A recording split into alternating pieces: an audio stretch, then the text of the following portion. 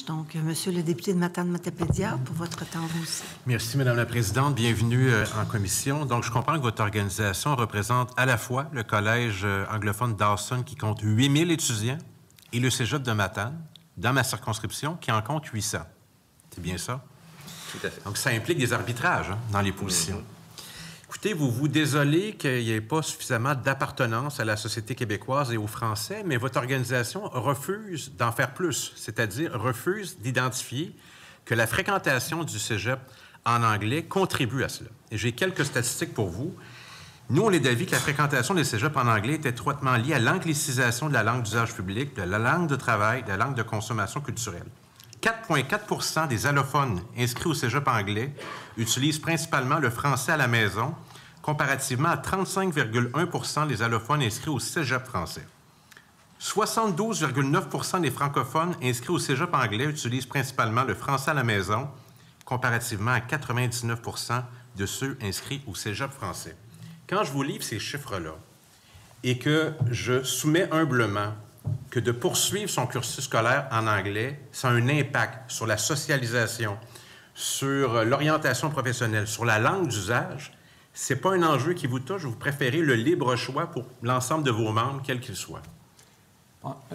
On aurait, on a clairement affirmé notre préoccupation pour la vitalité du français. On est clairement sensible, évidemment, à des chiffres comme ceux-là, qui, bon, évidemment, pourraient être questionnés, mais au-delà de ça, la conviction que nous avons, c'est que quand on arrive avec des jeunes adultes et qu'ils ont ce souhait-là, travaillons plutôt pour leur montrer l'importance, évidemment, du français et travaillons surtout pour qu'ils ne se sentent pas obligés d'apprendre l'anglais pour travailler. Alors, si l'enjeu, c'est le milieu de travail, bien, agissons sur le milieu de travail. Si l'enjeu, c'est qu'à l'université, même à l'UQAM, tu as des livres de référence qui sont en anglais, bien, travaillons là-dessus. On est en profond désaccord parce que ce n'est pas l'État québécois qui vous finance à subventionner l'assimilation québécoise.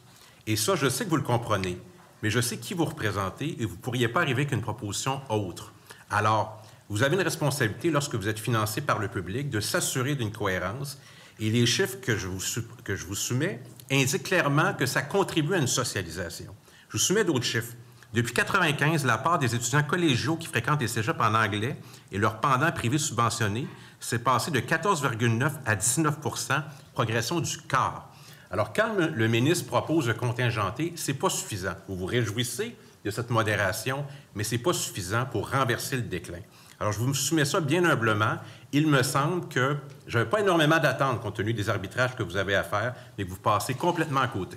Bien, moi, je me permettrai aussi de vous soumettre humblement le fait que... Je dois mettre fin à l'échange, malheureusement. Merci. Désolée.